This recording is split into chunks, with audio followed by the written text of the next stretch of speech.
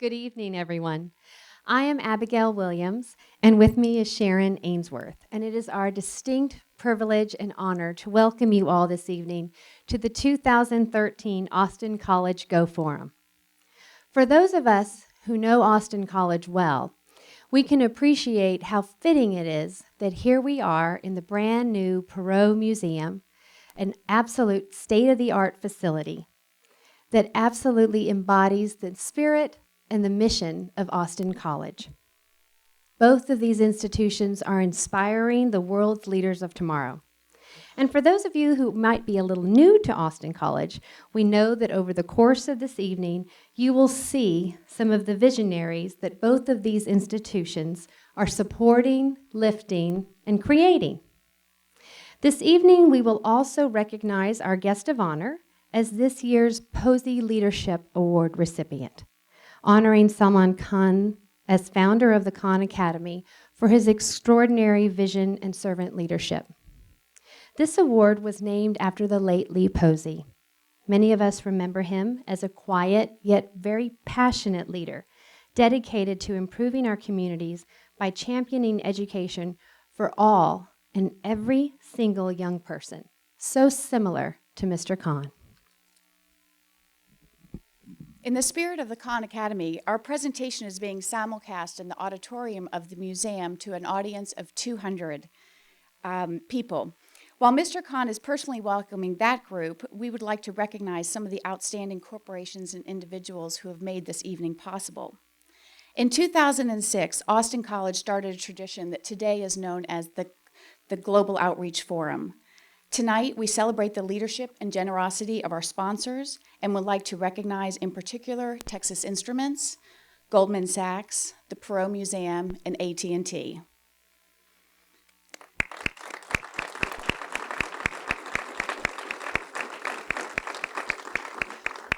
We would also like to thank our dedicated Go Forum Advisory Council, whose dedication throughout the nomination and selection process has been tremendous.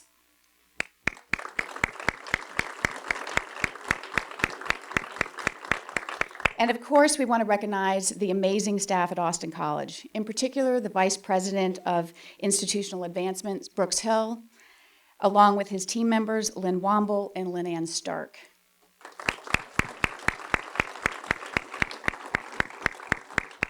In preparation for this evening, the faculty and students have explored and experienced the work of Mr. Khan.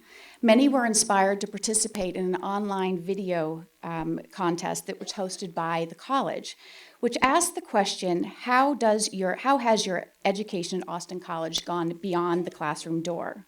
Tonight, we are very pleased to announce the winner of that video contest, Miss Heather Farquhar. Heather is a senior from Mesquite, Texas. Majoring in psychology.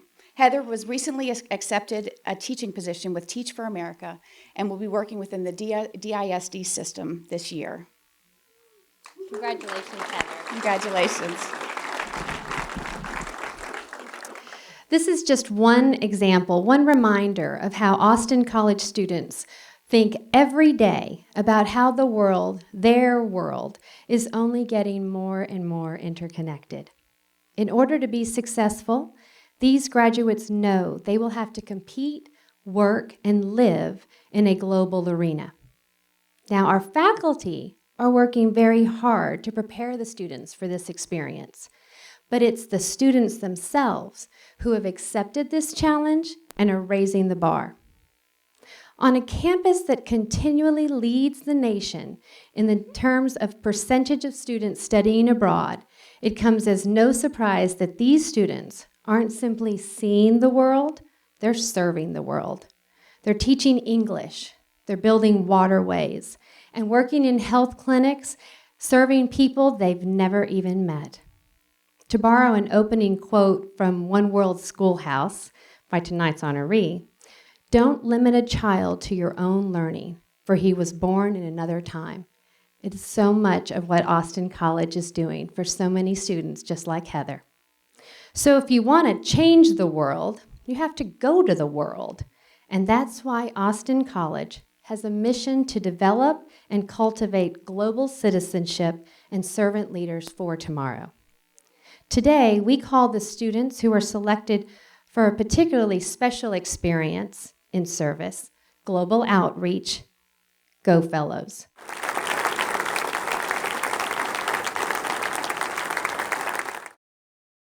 In 2004, Mr. Salman Khan, who was then a hedge fund manager, began tutoring his cousin in math online. And those tutoring sessions made their way to YouTube and then to the world. The response was so appreciative that Mr. Khan turned his full attention to online lessons. You have a very patient and understanding wife who supported this adventure, so please send her our appreciation as well.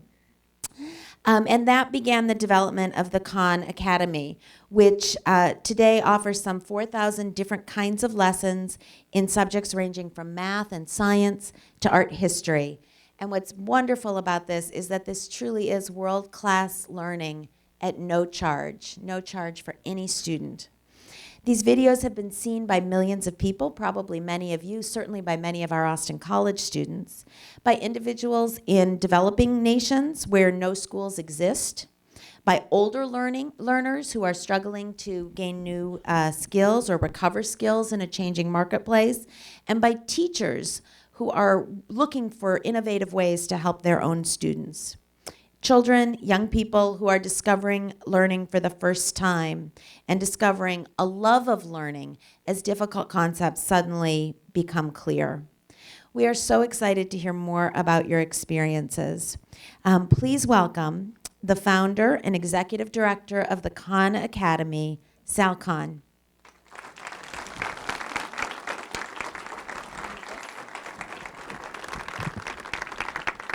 Thank you very much. Very nice introduction. One correction, I was a hedge fund analyst, not a hedge fund manager. Otherwise, I would be dressed a little bit better. So just out of curiosity, how many of y'all have used Khan Academy or in some way? Oh, very nice, very nice. And how many are not at all familiar with it and are wondering why you're here? Okay, so a few folks. No, that's good. We have something to do here tonight.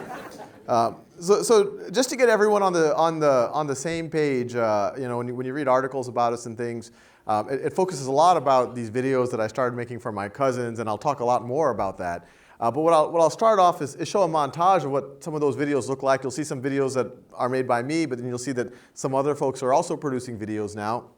But then we're going to talk about kind of where all of this is going, because in our mind, Khan Academy is much more than just videos. But with that, let's show some videos. You could integrate over the surface, and the notation usually is a capital sigma. All of these interactions are just due to the gravity over interstellar, or almost you could call it intergalactic. This animal's fossils are only found in this area of South America. A nice clean band here. Notice this is an aldehyde, and it's an alcohol. Is there 30 million plus the $20 million from the American manufacturer. They create the Committee of Public Safety, which sounds like a very nice committee. This is not Eve. No, Botticelli's portrayed the ancient goddess of love. This is 6 times 6 times 6, or 216. I'm told the humidity makes it feel hotter. Why is this? Excellent question, LeBron. Let's just make it 11. Play with the pendulum and get a feel for how it moves. Function as a bridge rectifier. 1, 2, 3, 4, 5, 6, 7, 8. If this does not blow your mind, then you have no emotion. Very good. So just to give a snapshot of where we are now, and it's all strange and surreal and whatever else. But in the last to date, we've been able to reach 75 million students. 6 million students every month. They've done, actually it's even more than this, they've done 1 billion exercises.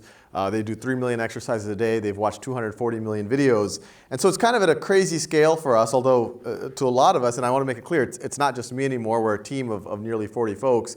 It really feels like we're at just the very beginning of what's possible, and we feel like we're at a kind of a unique time in history. But before talking about the future and where all of this can go, I want to take a step back to talk a little bit about how all of this got started. If we rewind to 2004, I was a year out of business school, as was introduced. I was an analyst at a very small firm, and I use the firm very generously. It was myself, the portfolio manager, and his dog. We had a special deal on business cards where we had to get at least 3, and so the dog was our chief economist. He got very glum around 2008. Right when that was, and I had just gotten married, and I had some family visiting me from New Orleans, which is where I had grown up. And in particular, it was my cousin Nadia, her 2 younger brothers, and her mom and dad, my aunt and uncle. And we had a good time, and while they were there, it just kind of came out in the conversation. Her mom, Nasrat Auntie, told me, Sal, you're into math. Nadia's actually having trouble. She just took a placement exam. They're putting her into a slower math track, which I had trouble understanding. I had a lot of conversations with Nadia on that trip. Super bright young woman. On top of that, we shared a certain amount of DNA. And that's not nice. So when I saw Nadia, I asked her, so what's going on here? Your mom's telling me this, and I want to understand it better. And Nadia says, well, I've been trying hard in math. She was actually a pretty good student. But at the end of 6th grade, a placement exam, she just couldn't get unit conversion. Gallons to ounces, kilometers to meters, whatever else. And I told her, and I think like a lot of people might tell someone, look, I've had conversations with you. I'm 100% confident you can get this. And I think she completely felt like, okay, this is just another one of those pep talks that people give you, but I really don't get unit conversion. I'm really not good at math. And so I kind of took that up as a challenge. And so I said, okay, Nadia, how about you go back to New Orleans? I'll stay here in Boston. And after school for you, after work for me, if you're up for it, I'm willing to take out the time and let's work together on this. And she was skeptical, but she said, sure, I'd like to do that. And so she went back and we started working together. And frankly, the first month was painful. She was completely dejected. I would ask her a question. A lot of times I was like, Nadia, are you still there? Are you on the phone? When I asked her, okay, kilometers, how many meters? She 1,000? And I was like, are you sure? And it was a struggle mainly because she had completely psyched herself out. But then about a month into it, something clicked. She started to progress. She got over the units. And then actually she started to get a little bit ahead of the curve. And at that point, I became what I call a tiger cousin. And I called up her school and I said, I really think Nadia Rahman, she's been misplaced into the wrong class. She should go into the faster math track, maybe if you want to re-give her the placement exam. And they said, well, who are you? And I said, well, I'm her cousin. But long story short, they actually somehow did take my advice and they did retest her and she did well. And that same girl who exiting 6th grade, entering 7th grade, was being labeled as mediocre or slow at math, and not just labeled by the system, but even labeled by herself as someone who's just not good at math, who just can't comprehend it. That same girl, by 10th grade, her sophomore year in high school, was taking calculus at the local university. And it's a pattern that, that's very eye-opening for me, and that we'll see over and over again, that we're continuously seeing throughout the Khan Academy, and I'll even talk more about it. So that, I was kind of hooked. This was an incredibly satisfying thing to do, work with my cousins. So I started working with her younger brothers. Then the firm I worked for, we moved out to Northern California. My boss's wife became a professor at Stanford Law School.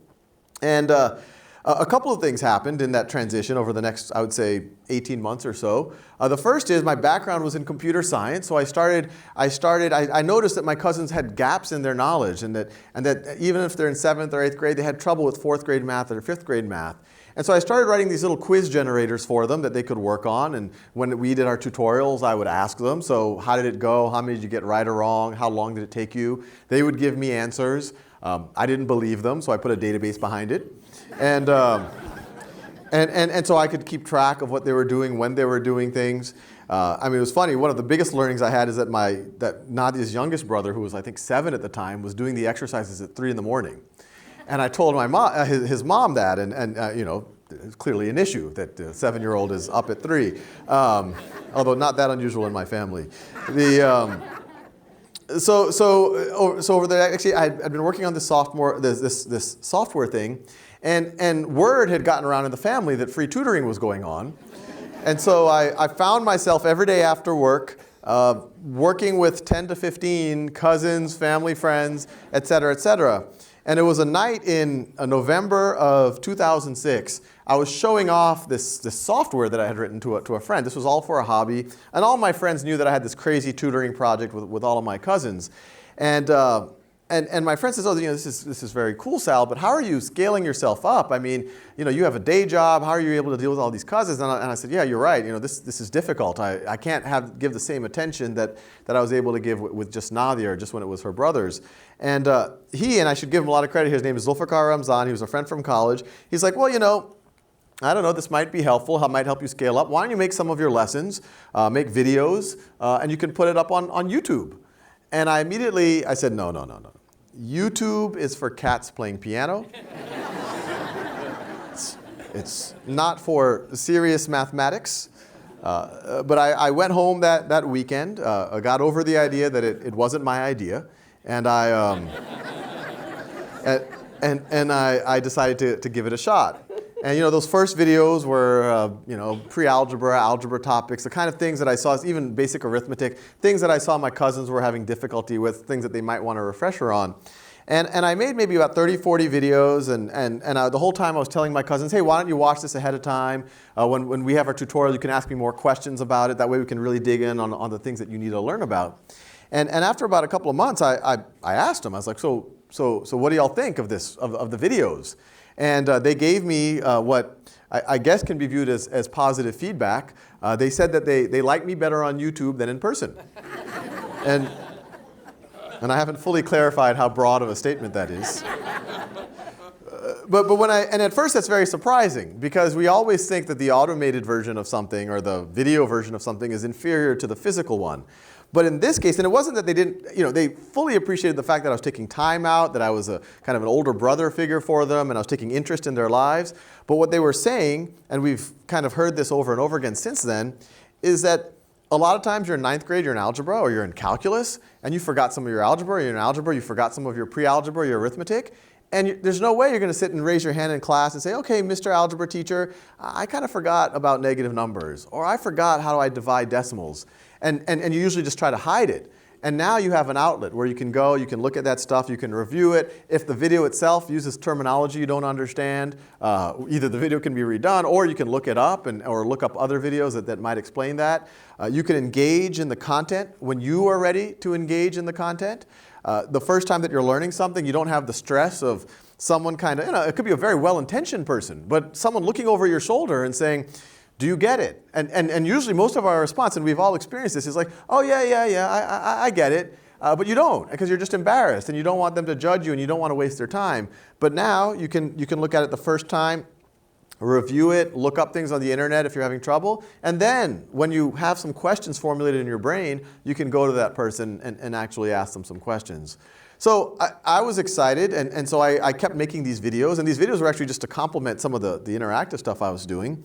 And it wasn't too long before it was clear that people who are not my cousins were watching. And at first, at first I was just looking at the viewership count, and then I would see the comments that would show up on YouTube, and someone was like, oh, thanks, man, or hey, this has really helped, or this let me pass my algebra class, or I got an A in trigonometry because of this. And even that was a big deal. On one level I was, since it was on videos, I could be sleeping or shaving or whatever else, but it was somehow teaching people mathematics. And then on top of that, you kind of had this, if you look on YouTube, most of the comments aren't quite positive. And so the fact that people were actually being positive actually meant a lot. But then you fast forward even more, the comments got even, deeper. They started saying, hey, look, I'm leaving the military. I want to go back to college. I haven't seen math in 10 or 15 years. Even when I last saw it, I really didn't understand what I was doing. This is the only thing that allowed me to get from where I am now to enroll in a university. We got letters from, in the early days, there was a family, and we got several letters like this that said, our entire family prays for your entire family for doing this. keep things in mind. I was an analyst at a hedge fund. There wasn't a lot of prayer involved. Actually, no, there was a little bit, but it was a different kind. And then we started getting letters, frankly, from teachers. Up to this point, I thought, this is completely outside of the classroom. But teachers who were saying, hey, you've given a pretty reasonable lecture on photosynthesis or osmosis. I don't think I need to use my class time to re-give that lecture. I let my students get it at their own time, at their own pace, essentially getting the benefits that my cousins were getting. And then I could use class time for more productive things. I could do more problem solving. I could do more interaction. I could do more peer-to-peer instruction. And so that just kept happening. The traffic kept growing and growing and growing. In 2008, I set this up as a not-for-profit. Even at that point, I kind of viewed this as like my passion in life, my significant hobby. But I didn't at that point still think that it was going to take over my life. But I kind of hoped that, hey, maybe we'd get some funding here, and maybe I could bring some people to help work on the software, or whatever else it might be. But then by 2009, we had about 50, 60,000 people who were using the site every month. And I frankly was having trouble focusing on my day job. I was literally sneaking away and doing a video on, actually there are videos that were actually related to my day job on credit default swaps and mortgage-backed securities. And it's actually interesting, during the financial crisis, I got a letter from a gentleman, and I won't say from which bank, who said, thank you so much for the videos on mortgage-backed securities. I now know what I do for a living. So it's better late than never. It's just the... or maybe not. But it kind of taken over my life, and I sat down with my wife, my patient, loving, beautiful, elegant wife, and we kind of talked about it. We had some money, a reasonable amount of money saved up. We for a down payment on a house, and any of y'all know Silicon Valley housing prices, know how hard that is. But she saw that, look, Sal, this is where your passion is. This is all I was thinking about. And so we kind of agreed, look, I think it's not crazy if we kind of live off of savings for a year to try to pursue this. And I was kind of naive at that point. And some of y'all might argue I'm still naive. But the view was, look, the social return on investment is just off the charts. I'm doing this on my own. For just the kind of cost of my time, it was already reaching 60,000 students every month. Maybe one day it could reach 600,000. Maybe one day, I was only dreaming about these numbers at the time. Maybe one day it would reach 6 million, or who knows how many. And someone should realize that this is worth supporting. And so I kind of took the leap of faith and quit my job and started this.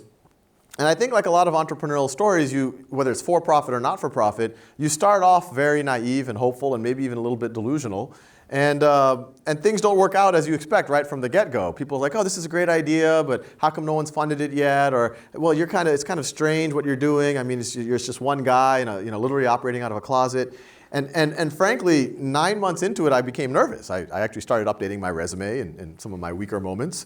And I was getting small donations in from people that was helping, $5, $10, it was coming in over PayPal. But then all of a sudden, May 2010, I got a donation for $10,000. So I had the individual's email. Her name was Ann Doer. I immediately emailed her back, and I said, thank you very much. This is the largest donation that the Khan Academy has ever received. If we were a physical school, you would now have a building named after you. Which is... I don't know what it goes for. It's similar. And Anne, who lived in Palo Alto, which is the neighboring town, I was in Mountain View. She said, "Oh, I'm local. I love your site. I'd love to meet and learn more about what you're doing."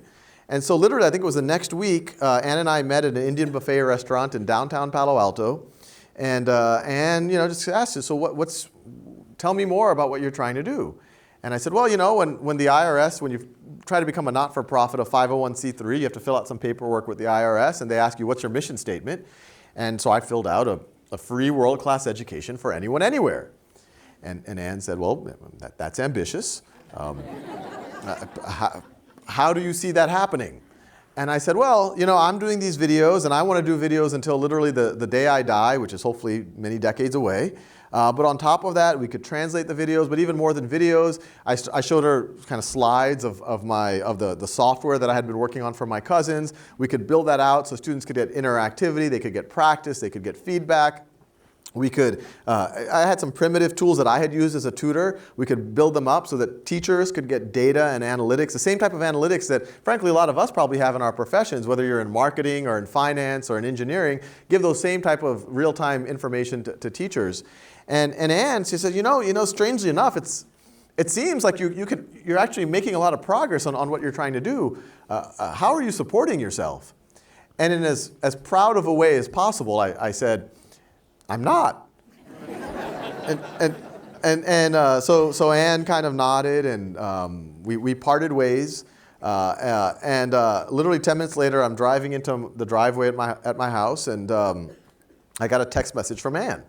And it read, literally, you need to be supporting yourself. I've just wired you $100,000. It's a good day. On balance. And so that, that was the kind of the first day that I kind of I breathed properly and said, this is something that I can actually do. And it was actually the beginning. I guess there's a long cascade of crazy events, and this Anne's support was only one of them, but then it got even crazier and crazier and crazier. You fast forward 2 months, I was running a little summer camp. We called it the Khan Academy Mental Boot Camp, which was me and a guy who, we had done this a couple of years. We were using our vacation time before, but now this is all I was doing.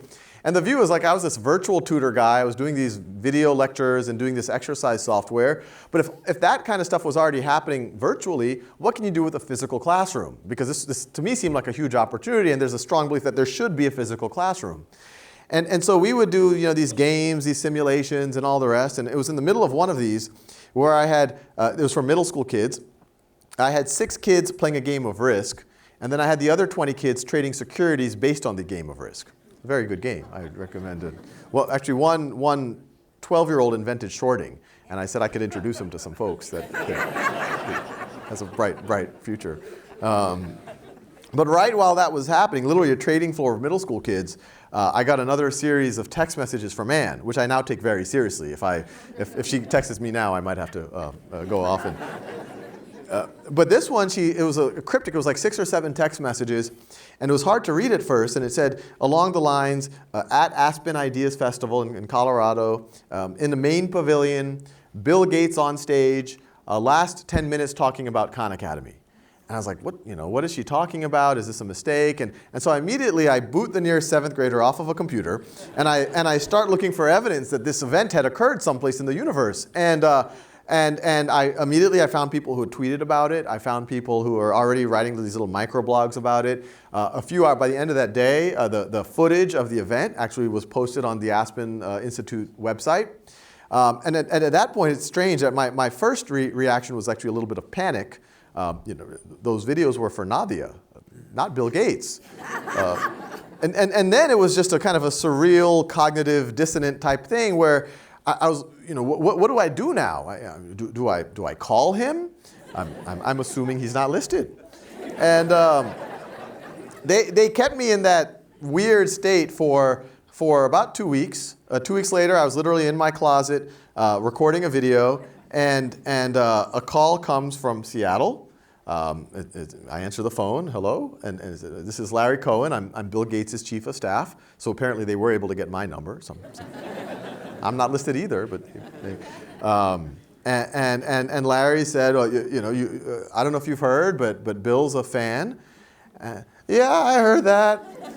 And he would love if you have some time in the near future to fly you up to Seattle and figure out how we might be able to work with you or support you. And at the moment, I was looking at my calendar for the month, completely blank. And so I said, yeah, I got to maybe do some laundry and cut my nails, but I could make some time for Bill Gates. So I flew up right at around that same time, and that worked out really well. Right at the same time, and all these crazy events, Google had come out of the woodwork asking about what they literally asked me, what would you do with $2 million? And I said, is this an open question or related to education? Because I could buy some new shoes or something. It was education related. And so by fall of 2010, all of a sudden these two significant groups, the Gates Foundation and Google, were supporting Khan Academy in a significant way, enough that we could now start hiring a team of 5 or 6 folks, some engineers, some people to interface to kind of work on the operational side. And we got some office space, and we were up and running. And what we started to kind of invest in and put our resources on was to kind of bone up what I had started working on, the software for my cousins. And this right over here is what we call the knowledge map. And it's the basic idea of how we think about learning progression. And the knowledge map right now is mathematics. You saw in the videos go much further than just math. The videos go into art history. Actually, that's something most people don't realize. We have 500 videos on art history by two very talented art historians. So it's actually one of this is the biggest collection on the web of that as well. But the interactive portion of Khan Academy is right now mainly K through 12 mathematics. But the goal is for it to go well beyond that. But what happens if you go to the site, and this is all available, everything I'm showing you, even this stuff and the teacher tools, everything, it's free, we're not for profit, et cetera, et cetera.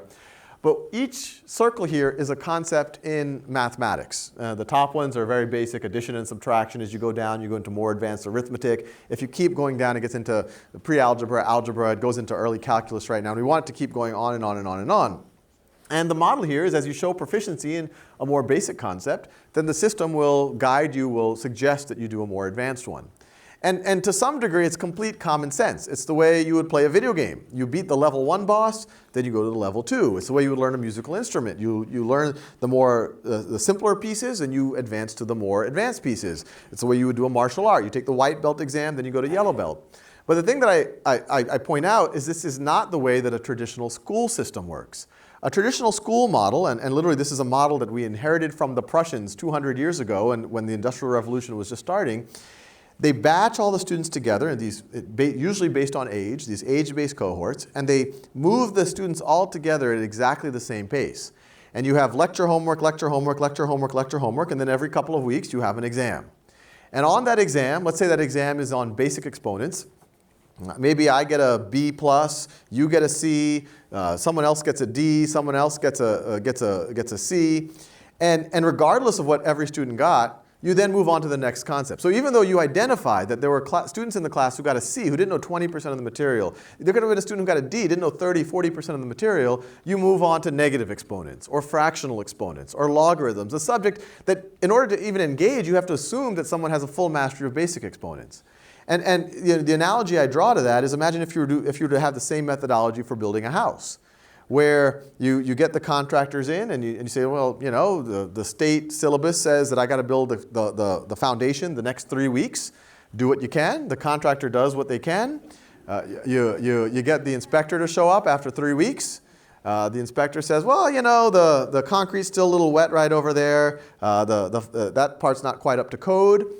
I'd give it an 85%. You say, oh, great, that's a C+. Let's build the first floor.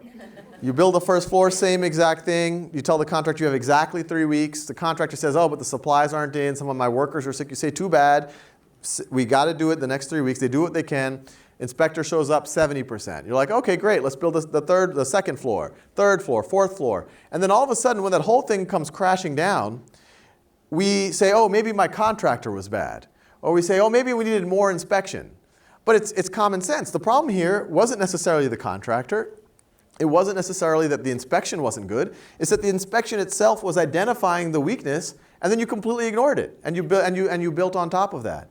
And that's what's happening to students every day. There's an inspector, there's a test, and that test is saying this student has not mastered basic exponents. They have not mastered negative numbers, and despite identifying that, you ignore it, and then you move on to something more advanced. And so the students then, since they have all these gaps, have to start pattern matching, pretending that they learned it. They start memorizing formulas instead of actually understanding the concept. And then when they hit higher math, algebra, calculus, they hit a wall. And they think it's just because they're not smart, they're not meant to be math students. But the reality is that they were accruing these gaps the entire time.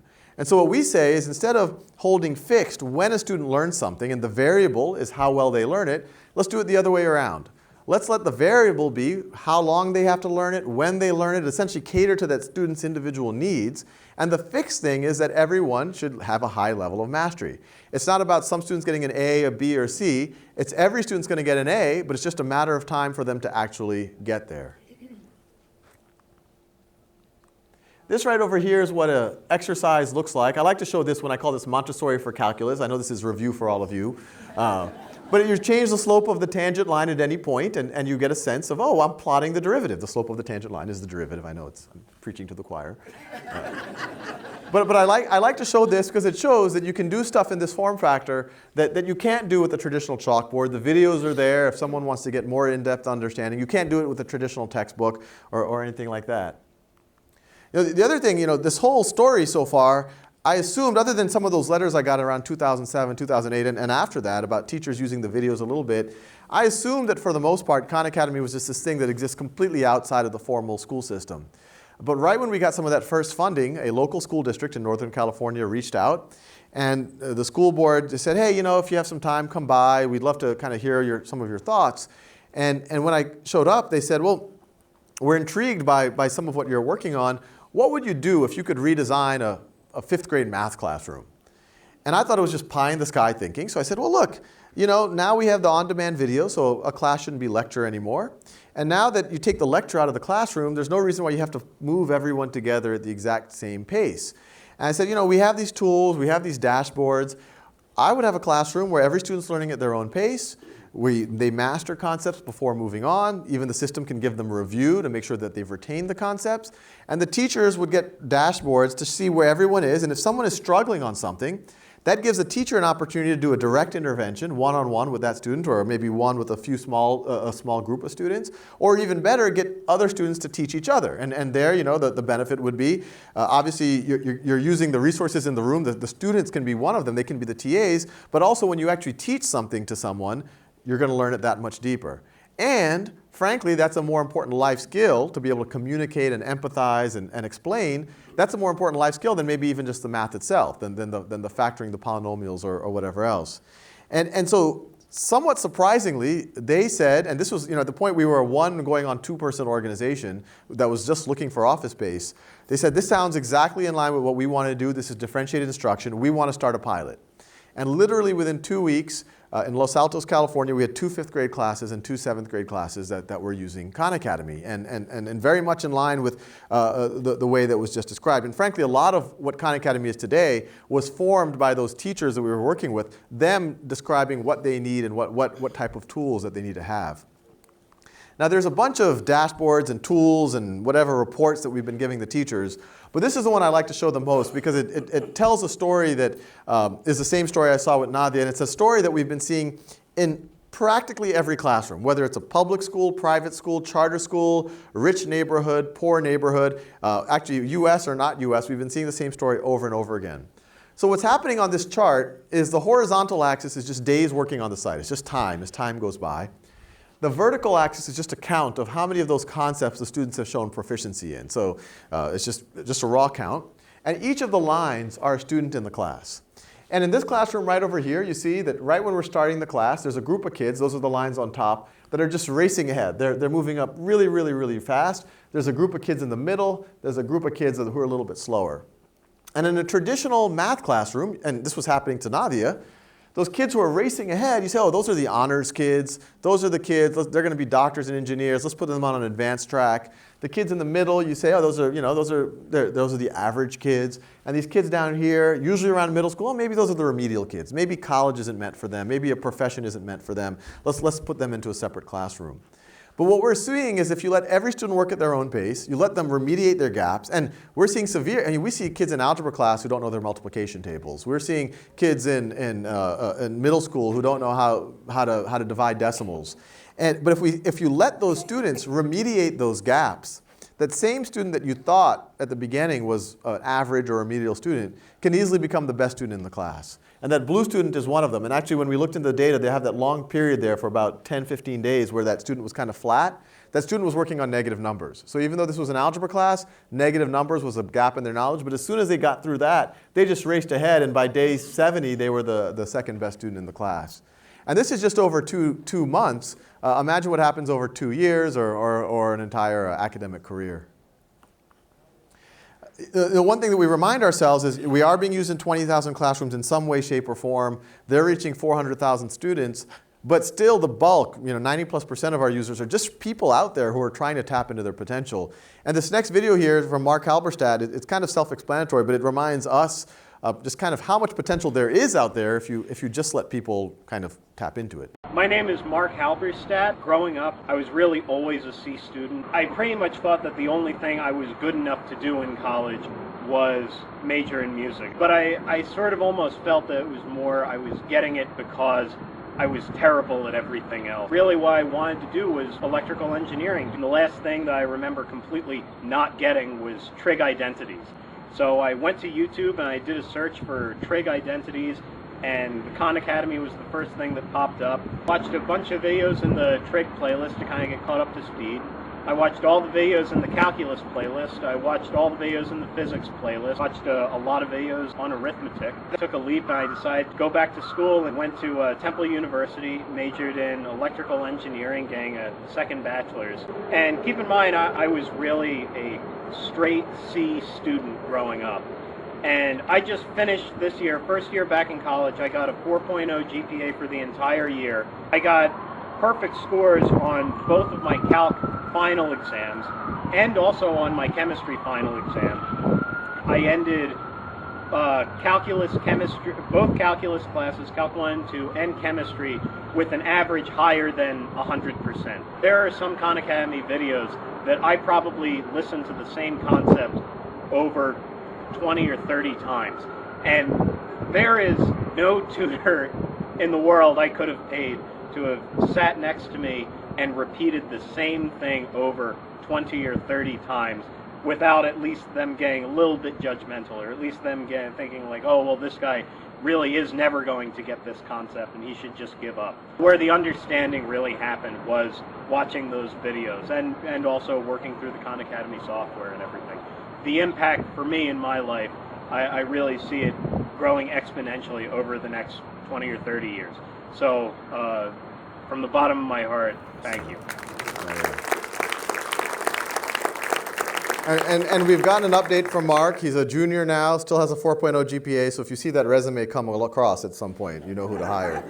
The other thing that is probably some of you guys have been thinking about through this whole talk, and I write a lot about it in the book, are the implications that this might be able to have in the developing world, and not our world, but where one, you don't have resources. Even if you do have resources, you might not be able to find teachers who could teach algebra or writing or physics or whatever it might be. And even if you have the teachers, it's very hard. The students are all over the place. Some might not have ever gone to school, can't read. A lot of them have to help support the family, have to work at home.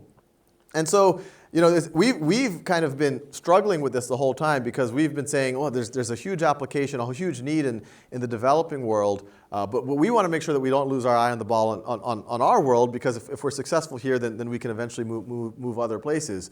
And so we've been very focused on perfecting the platform, making the content better, being analytical about it, broadening the amount of content we have, improving the tools for teachers. But what's been really exciting is that other groups have started taking Khan Academy and setting it up in places all around the world. And these are all pictures of people who've taken Khan Academy. I mean, this is Indonesia, this is Latin America, South Africa, this is in India. And I mean, some of it they're properly setting up a computer lab. Someplace there's even limited access to electricity, and they're just taking Khan Academy, putting it on DVDs. Actually, in India, there's another Salman Khan, who's a bit of a celebrity. And so I credit him with the reason why we have so many DVD players in the Indian subcontinent. But it's crazy because some of those kids, I don't know if you can see this picture, they're not wearing shoes, but they'll at least have access to something. And all of these are pretty exciting stories, and these are all done by other third parties. But the story on the top right there is, at least for us so far, the most exciting one. I used to give talks like this a couple of years ago and say, one day, who knows, people might use this in Mongolia. Just thinking, that's the furthest place I could think of. And then about a year ago, I got a letter from that young girl up there. Her name's Zaya. And she actually sent a YouTube thank you, very similar to Mark Halberstadt's, and she said, "This is Zaya. I'm from Mongolia. Thank you. I really enjoyed your videos," and I'll show you a little snippet of that in a second. And I was like, "Oh, great! I've been vindicated. It's being used in Mongolia." But I assumed immediately she must be a middle class, upper middle class. She was able to speak English quite well. She obviously had access to a webcam. She had access to YouTube and all of this type of thing. But then I actually read the text of her email. And it turned out that there was a group of engineers from Cisco Systems, actually, that was taking their vacation time to travel through Asia and set up computer labs in orphanages. And what you see in that top right there, those are actually Mongolian orphan girls using Khan Academy, but they had access, they had broadband, they had everything because of these volunteers. And Zaya, when she started using it, was a 15-year-old orphan. Now she's 17. Maybe she should apply to Austin College. I think that should be I told her I would give her a recommendation. So but that by itself was kind of exciting and surreal for us. But what's gotten even crazier is that Zaya has gotten into it herself, and so she's now produced 100 videos of algebra in Mongolian, and she's now the primary virtual educator for her country, 17-year-old orphan girl. And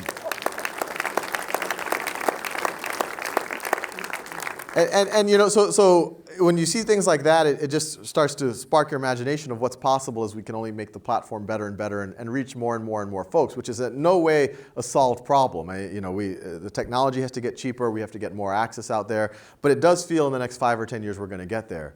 And we're also working on a major translation project where, actually I shouldn't even say translation, we're redoing a significant number of the videos. We actually already have 7,000 videos in other languages. I've met a couple of folks who said they were teaching ESL learners who they were able to see the concept the first time in their mother tongue, which has been able to help them.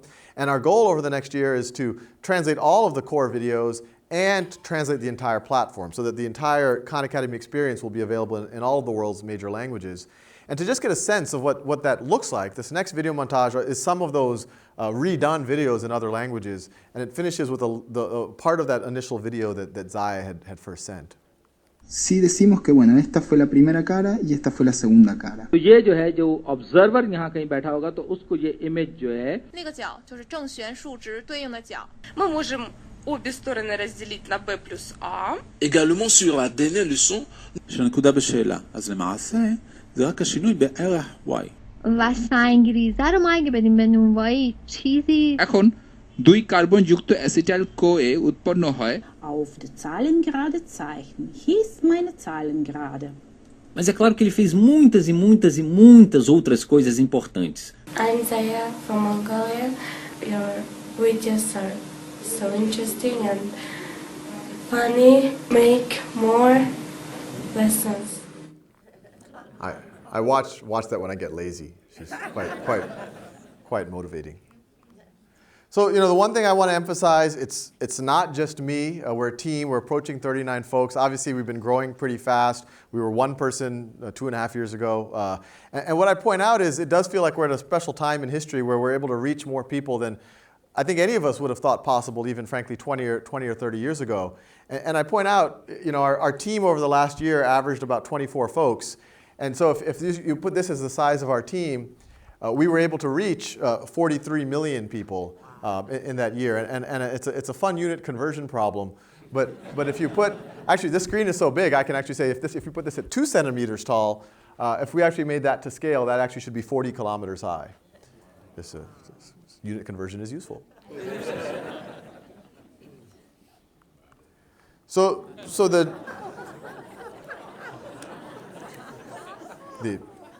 the original caption was just the necessities.